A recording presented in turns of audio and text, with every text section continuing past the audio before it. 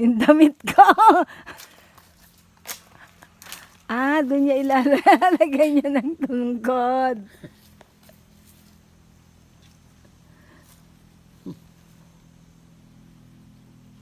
Mapakabait nitong batang ito eh. Oh.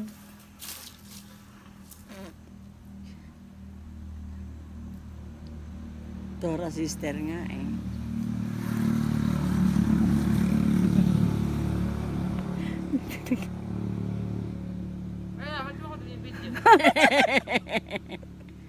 Papakita ko sa mama mo. Why? Oh, para makita niya kung anong ginagawa mo dito. Oh.